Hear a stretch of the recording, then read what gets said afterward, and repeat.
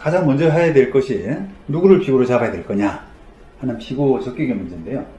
뭐 건물 명도인도를 구하는 것은 당연히 어떤 그 다른 전제가 다른 면이 어떤 점유하고 있는 사람을 대상으로 너 나한테 명도해 인도해 이렇게 요구하는 거 아니겠습니까? 그러니까 점유자를 상대로 인도나 명도를 구한다 라고 하기 때문에 그 부동산을 점유하는 사람이 누구냐라고 하는 부분을 먼저 살펴야 되겠죠. 그런데 이 그 점유의 개념이 참 그 어떻게 보면 좀 애매해요. 왜냐하면 좀 추상적이거든요, 개념이. 어떤 물건을 점유한다라고 하는 개념, 이게 참 이렇게 그 딱 뭐라고 말할 수 없는 약간 그 애매한 개념일 수가 있어서 피고를 누구로 잡아야 될 건지 하는 논란이 실무상으로는 발생할 수밖에 없습니다. 자, 이제 여러 밑에 대법원 판례들을 좀 소개시켜 드릴 텐데요. 다 이게 점유라는 개념을 설명하는 그런 대법원 판례들입니다. 그런데 이 사건도 이제 제목은 다 건물 명도, 그 다음 사건도 이건 다르네요. 제목이 가압류 결정에 대한 이건 또 유치권 확인 건물 명도 이렇게 소송의 명칭은 좀 있는데 공교롭게도 그 소개시켜드릴 지금 세 개 판례들의 그 분쟁이 유치권 관련된 분쟁입니다. 유치권은 여러분들이 뭐 아실지 모르겠지만 점유가 없으면 유치권이 성립할 수가 없는, 존치할 수가 없는, 존속할 수가 없는 그런 권리예요. 쉽게 말씀드리면 점유에 죽고 점유에 산다 이런 표현을 쓸 수 있을 정도로 유치권은 굉장히 점유하고 밀접한, 점유와 소위 뗄래야 뗄 수 없는 그런 권리라서 유치권 분쟁의 대부분은 점유가 있었느냐 없었느냐, 언제부터 있었느냐, 점유가 중간에 상실됐느냐 그런 논의들이 굉장히 많이 일어나요. 그리고 불법 점유냐, 불법 점유는 또 유치권으로서 보호받지 못하거든요. 그래서 유치권 분쟁과 관련된 그 사안에서는 그 점유의 시기, 점유의 주체, 점유의 단절, 점유의 형태, 불법, 적법 이런 문제들이 많이 이제 다뤄진다는 겁니다. 이런 세 개 판례들이 다 그런 사례들입니다. 자, 먼저 2002년 판례를 보시면 유치권을 주장하면서 점유하고 있는 피고를 상대로 낙찰자가 제기한 건물 인도, 건물 명도 소송입니다. 여기에서 자, 피고가 점유를 언제부터 개시했는지라고 하는 것이 쟁점이 된 사안입니다. 그 이유는 지금 건물 명도해 이렇게 할 때 그 점유하고 있으면 그냥 비워주면 되는 것인데 그 피고가 어떤 항변을 했냐면 나 유치권자야. 유치권자라서 그 내 돈 받기 전까지는 못 비워줘. 이런 항변을 했단 말이에요. 자, 그러면 거기에 대해서 이제 원고가 재항변을 했습니다. 야, 너 점유하고 있는 건 맞지만 그 유치권에 대한 점유가 경매 시작한 이후에 비로소 시작된 거 아니냐. 이런 항변을 한 거예요. 그래서 그것을 경매 개시 결정 이후의 점유는 압류의 처분 금지효에 반하기 때문에 유효다라고 이렇게 판례에서 보고 있습니다. 그래서 그런 판례를 근거로 건물 낙찰을 받은 원고는 이 건물의 점유가 경매 개시 결정 이후다라고 이렇게 다시 재항변을 한 겁니다. 그거에 대해서 이제 판단을 한 사안인데요. 한번 여러분들이 점유라는 개념을 이해하는데 좀 도움이 될 수가 있습니다. 점유를 하면 물건이 사회 통념상 어떤 사람의 사실적 지배에 속한다고 볼 수 있는 객관적 관계에 있는 것을 말하고, 여기서 사실상의 지배가 있다고 하기 위해서는 반드시 물건을 물리적, 현실적으로 지배하여야 하는 것이 아니고 물건과 사람과의 시간적, 공간적 관계, 그 다음에 본권 관계, 어떤 권리로서 점유하고 있느냐라고 하는 본권 관계, 그 다음에 타인 지배의 배제 가능성. 그러니까 내가 점유하고 있으면 다른 사람을 못 들어오게 할 수 있는 다른 사람의 그 타인 지배의 배제 가능성, 이런 것들을 고려해서 사유관념에 따라서 한목적적으로 그 사실상의 지배 여부를 판단해야 된다, 이렇게 판단했죠. 역시 마찬가지로 매우 추상적이지 않습니까? 자, 그런데 이런 어떤 기준으로 할 수밖에 없다는 거예요.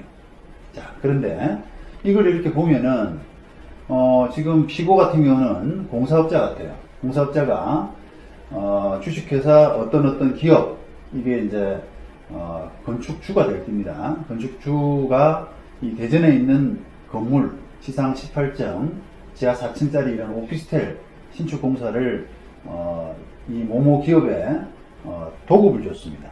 도급을 주고 공사 다 마치고 모모 기업 명의로, 건축주 명의로 보존 등기까지 다 되었어요. 자, 그런데 돈을 다 못 받으니까 이 건축주하고 시공사 모모 기업 사이에 합의가 이루어져 가지고 오피스텔 분양할 때 분양해서 못 받은 돈 미수금 채권하고 또 미분양 오피스텔을 새로 분양했을 때 분양대금 일에 관한 권리를 양도해 버렸습니다. 돈을 못 주니 공사대금을 못 주니까 공사대금 받는 방법으로 이거는 분양대금에 관한 권리를 양도했죠. 그리고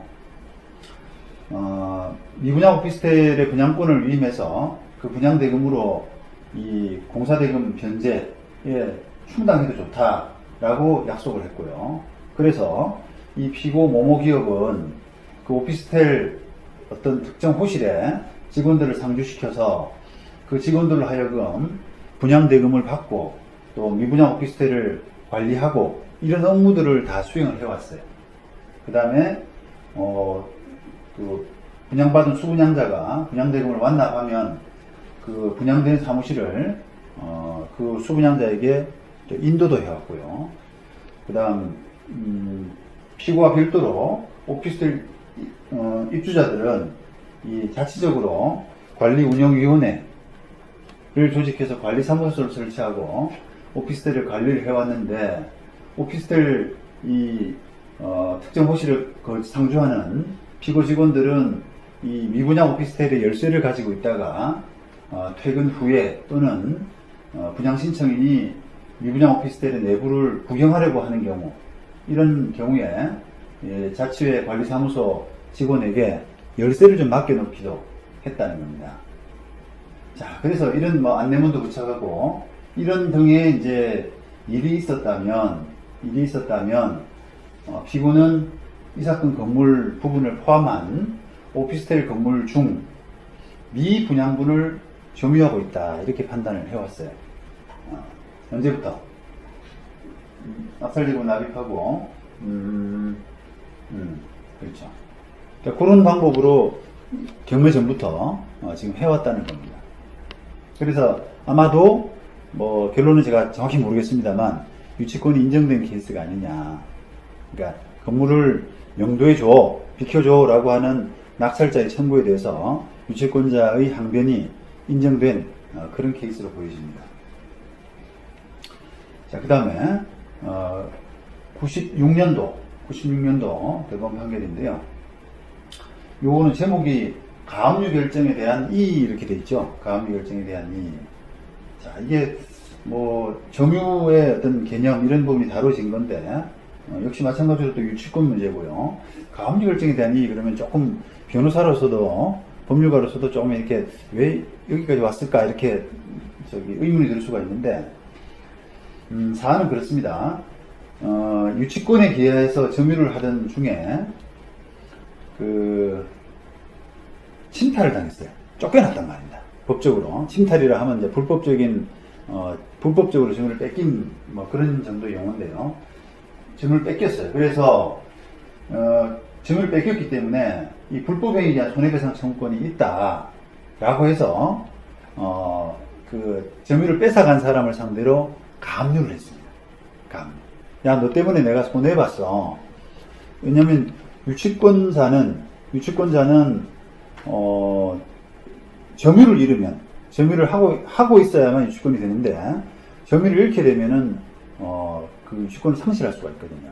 그러면 그 점유 유치권 상실로 인해서 손해배상이 발생하잖아요. 피해를 입잖아요. 그래서 거기에 따른 어떤 손해배상 차원에서 점유를 침탈한 사람을 상대로 가압류를 했습니다. 그런데 가압류가 인용 결정이 났는데 거기에 대해서 채무자가 가압류 이의 재판을 걸었다는 거예요. 가압류가 문제가 있다라고 해서 가압류 결정에 대한 이의 사건입니다. 그래서 그 사건에서 이 점유 회복 당시에 채권자 점유가 있었느냐라고 하는 그 부분이 쟁점이 된 그런 사건입니다. 자, 이것도 마찬가지로 유치권이 쟁점이 됐는데요. 이렇게 해서 지금 채권자 그 점유를 침탈당한 그런 그 유치권을 주장하면서 점유를 침탈당한 사람인데, 이 채권자가 이 무슨 전선, 아마도 건축주 도급인이 안 되겠나 싶은데요. 이런 전선이 부도나고 그 공장에 직원을 보내서 안내문, 채권자가 점유한다는 안내문을 게시하고, 그 다음에 경비 용역 계약도 체결하고, 그러므로 그렇게 하면서 주야 교대로 그 공장에 대한 경비나 수호를 하도록 하는 한편 건물 등에 대해서 자물쇠 채우고 대형 컨테이너로 가로막아서 공장 출입을 통제하게 했다.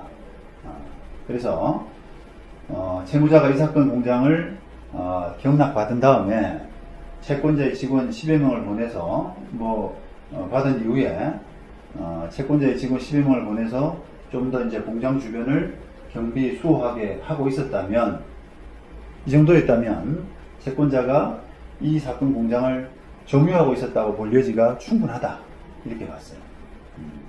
그래서 그런 부분이 있기 때문에 아까 말씀드린 것처럼 이 사람이 쫓겨났다면 손해배상 청구권이 생기는 것이 아니냐라고 해서 대법원은 이 가압류를 받아주는 것이 맞다. 그런데도 불구하고 가압류 이의 재판에서 원심이 이 가압류가 부당하다라고 본 것은 잘못된 것이다라고 그렇게 판단했습니다. 점유를 설명하는 세 개의 대법원 판결 중에서 마지막 오늘 세 번째 판결, 2005년 대법원 판결인데요. 이 건물 낙찰자를 상대로 이번에는 기존의 어떤 점유자가 유치권 주장을 했습니다. 소송은 유치권 확인 소송을 한 거죠. 유치권 확인 소송을 하니까 이 반소로 낙찰받은 사람이 건물 내나 건물 인도의 반소를 제기한 그런 사건입니다. 그래서 사건의 어떤 명칭, 사건 명이 유치권 확인, 건물 명도 이렇게 되고요. 이 사건 번호도 이렇게 두 개가 따집니다. 이게 유치권 확인 소송이 되고 50853 사건이, 그다음에 그 뒷번호가 건물 명도 사건이 되겠습니다. 자, 이 사건에서 유치권 성립에는 채권자의 채권과 유치권 목적인 물건 사이에 일정한 관련이 있으면 충분하고, 물건 점유 이전에 그 물건과 관련해서 채권이 발생한 후에 그 물건에 대해서 점유를 취득한 경우에도 그 채권자는 유치권으로서 보호돼야 된다라고 이렇게 했는데, 전체적으로 이렇게 이제 여러분들이 좀 살펴보시면 그 중간 과정에서 이 점유를 일부 조금 상실하고 했던 과정이 있다고 하더라도 그것이 유치권의 포기라고 볼 정도가 아니면 그냥 점유는 전체적으로 이어지는 것이다 라고 하는 어떤 그런 취지의 판례가 되겠습니다.